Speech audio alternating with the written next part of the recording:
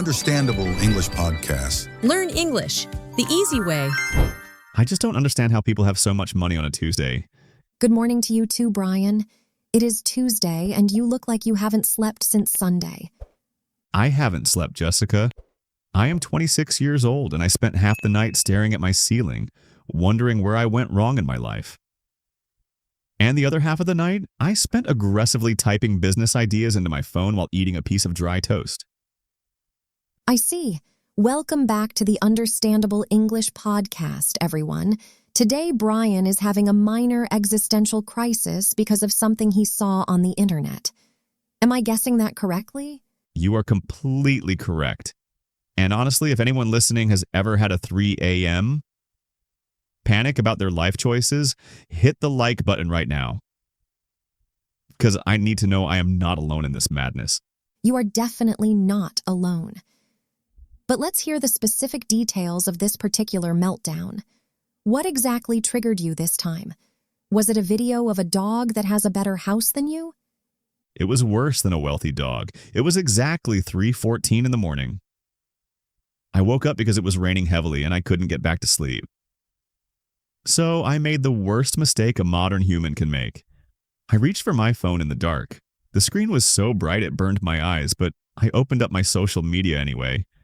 And the very first video I saw was a teenager. Oh no, a teenager on the internet with a microphone. That is always dangerous. He didn't just have a microphone. He had perfect teeth, perfect hair, and he was standing on the deck of a massive, glowing white yacht. He was looking at the camera saying, "How I retired at 19 by doing basically nothing." And I tried to scroll past it, Jessica. I really tried. My brain said, "Do not watch this." But my thumb just stopped. I was paralyzed by his success. It is always the 19-year-olds.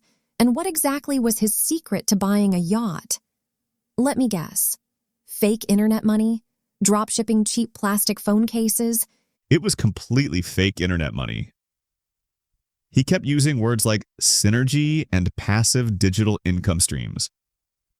But that wasn't even the worst part. The worst part was the location tag on the video. He was sailing this yacht on Lake Roseau. Lake Roseau, that is right here in Muskoka. I literally worked down the road from there as a cook in a hot, sweaty kitchen, and this kid owns the water. Okay, I can see why that feels a little too close to home. You are physically close to the yacht, but financially very far away. Exactly. I felt like an absolute failure. It was a Tuesday. I have to go to work, chop 300 onions, prep vegetables for hours, and this kid is drinking sparkling water on a boat he bought with imaginary digital coins.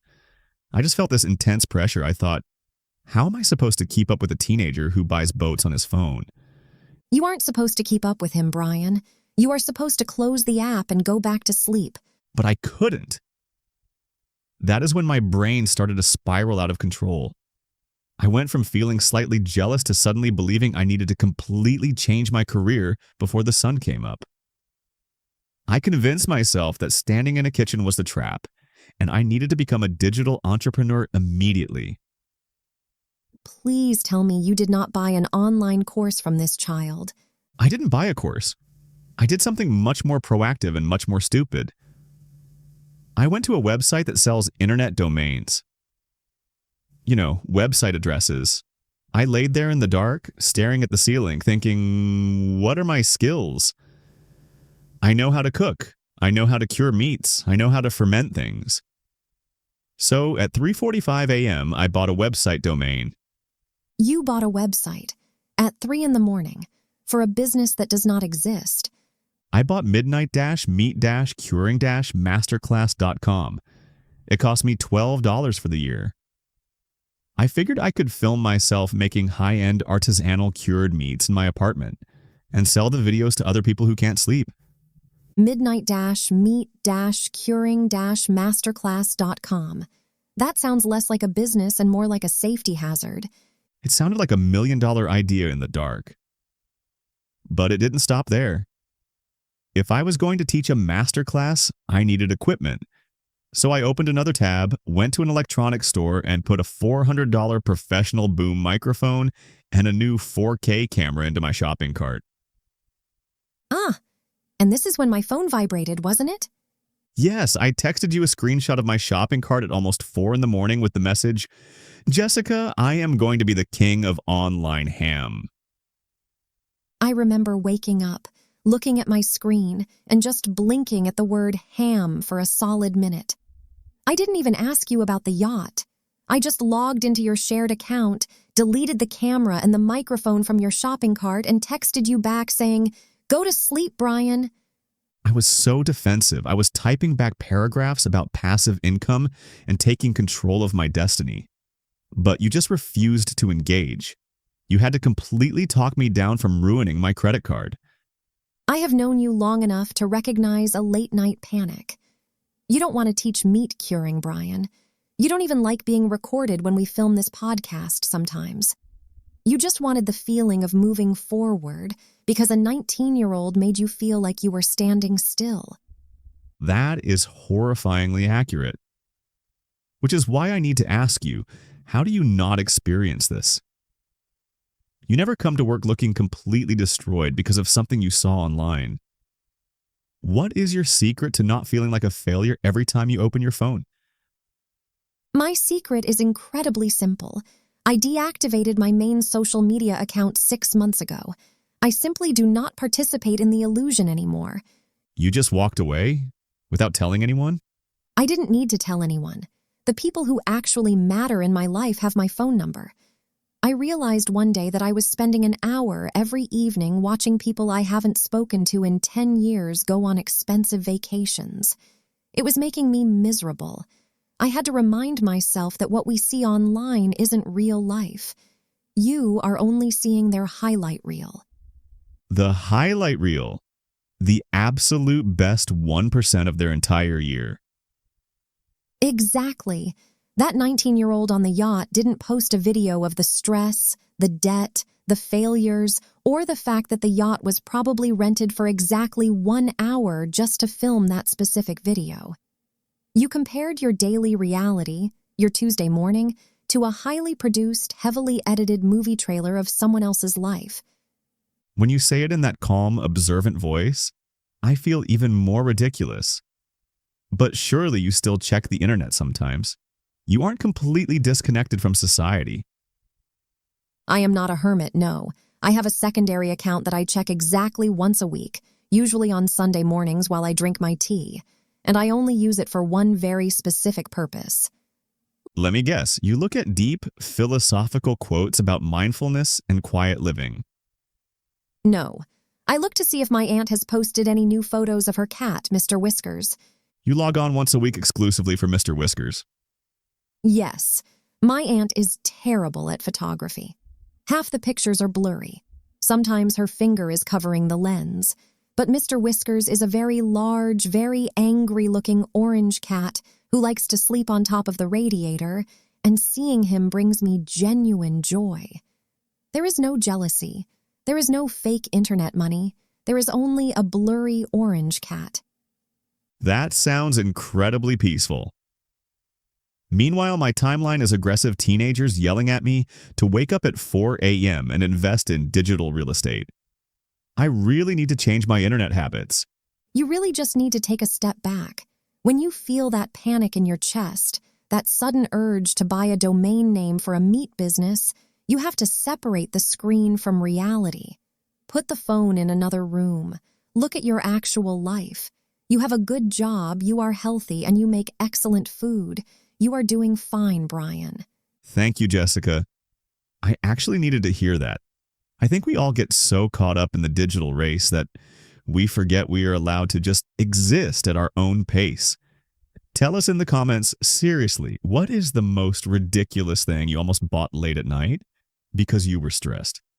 I guarantee someone listening has bought something weirder than a meat-curing website. I am genuinely curious to read those comments. It is fascinating how the human brain reacts to the pressure of imaginary audiences. You know, talking through this whole disaster makes me realize that we naturally use some fantastic English phrases to describe my breakdown. Instead of moving on right away, let's just highlight a few of those for everyone listening. Like when I first saw the video, I said I tried to scroll past it, but my thumb just wouldn't let me. That is a very common daily phrase now. To scroll past something just means to quickly move your screen down with your finger so you do not have to look at a post, an image, or a video. You just keep moving down the feed. I usually try to scroll past videos of people working out at the gym, so I don't feel guilty about eating a whole pizza. But the yacht video completely stopped me. And that's when I started panicking about how I was supposed to keep up with him. Yes, to keep up with someone or something means to try and maintain the same speed, level of progress, or financial success as them. It implies a race. And it is a race I am definitely losing. Trying to keep up with a teenager while I drive a 10-year-old car is exactly why my brain started to spiral out of control. That is a very visual idiom. When a situation or your thoughts spiral out of control, it means things get worse and worse very quickly and you cannot stop it. It is like water going down a drain or an airplane losing power. It is a rapid descent into panic. My thoughts went from nice boat to my life is over in about 40 seconds. It was a rapid descent. I'm just lucky I texted you and you were able to talk me down. I am glad my phone was off silent mode. To talk someone down means to speak to them calmly and logically to help them relax when they are experiencing high stress, panic, or a crisis. I had to talk you down from the digital ledge before you bought professional audio gear. You saved me from myself. And you reminded me that the video was just an illusion. It was only his highlight reel. The highlight reel. This phrase originally comes from sports, where television programs only show the absolute best goals or plays of the game, ignoring the boring parts.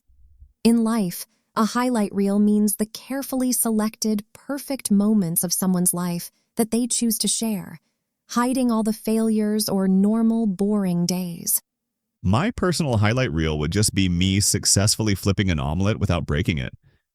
But looking at his video made me forget reality, which is why you told me I needed to take a step back. Which is excellent advice for many situations. To take a step back means to temporarily remove yourself from a stressful situation, emotionally or physically, so you can look at it clearly and objectively. Leaving my phone on the kitchen counter and going back to bed was literally taking a step back. And I feel much better now. I may not have a yacht on Lake Rousseau, but I have my sanity back. And you also have the rights to the domain name midnight-meet-curing-masterclass.com for the next 12 months. So you are basically an internet CEO now anyway. I am going to wear that title with pride in the kitchen today. Thank you for listening to the Understandable English podcast, everyone. Remember, your Tuesday is completely fine just the way it is. Drink some water, ignore the internet, and we will talk to you all in the next episode. Bye, everyone. Goodbye. Later today, I'm going to try to scroll past all the stress, but if I try to keep up with my restaurant orders and spiral out of control again, I will need you to talk me down before I forget it's all a highlight reel so I can finally take a step back and relax. Please just chop your onions, Bryan.